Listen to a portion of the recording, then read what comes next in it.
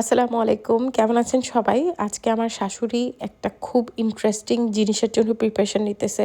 এটা মূলত কালকে রান্না হবে।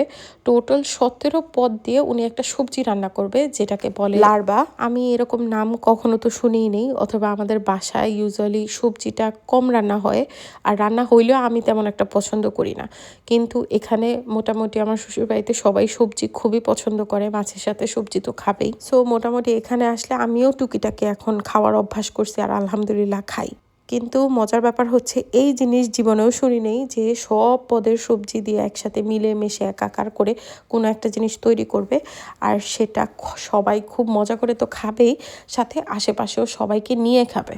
মূলত আমার জামাই হচ্ছে এই সবজির শপিংটা করে নিয়ে আসছে। এখানে টোটাল ১৭ পদের সবজি ছিল। আর দুঃখের বিষয় হচ্ছে আমি নিজে এখানে অনেকগুলো সবজির নামও জানি না। মোটামুটি সবগুলো যে দিবে সবজির ভিতরে এমন না, কিছু জিনিস বেশি দিবে, কিছু জিনিস কম দিবে। অ্যান্ড কাঁঠালও ইউজ হবে এটার মধ্যে।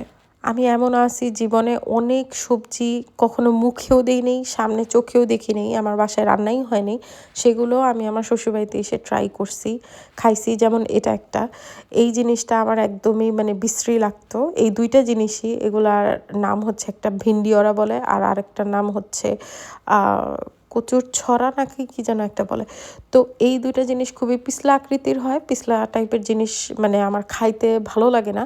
সো এটা খাই নাই, কিন্তু এখানে এসে এটাও খাওয়া হয় আলহামদুলিল্লাহ, কারণ সব ধরনের সবজি টেস্ট করা ভালো। যাই হোক, এটা ডাল দিয়ে সেই লেভেলের করে রান্না করছে আমার শাশুড়ি। এটা সবাইকে নিয়ে একসাথে বিলিয়ে টিলিয়ে খাবে। আমি এখানে এসে প্রথমত কলার ভিতরের যে অংশ আছে যেটাকে বুগুলি বলে, সেই জিনিসটাও প্রথম ট্রাই করছিলাম আর আমার কাছে খেয়ে ভালোই লাগছে। অ্যান্ড মজার কথা শুনবেন, এই জিনিসটাও আমার কাছে ভালো লাগছে। দেখতে যদিও তেমন একটা লোভনীয় না, কিন্তু ভাত দিয়ে খাইতে খুবই টেস্টি লাগছে। আর আমার শাশুড়ি তো বলতেছিল যে এই জিনিসটাকে হচ্ছে ঔষধি টাইপের হয়ে যায় এতগুলো সবজি দিয়ে যখন বানানো হয়। আমি এত কথা বিশ্বাস করি না, আমার খাওয়া দিয়ে মতলব। আর আলহামদুলিল্লাহ খাবারের টেস্ট যখন ভালো থাকে তখন আর আমার তেমন কোনো কিছু আসে যায়।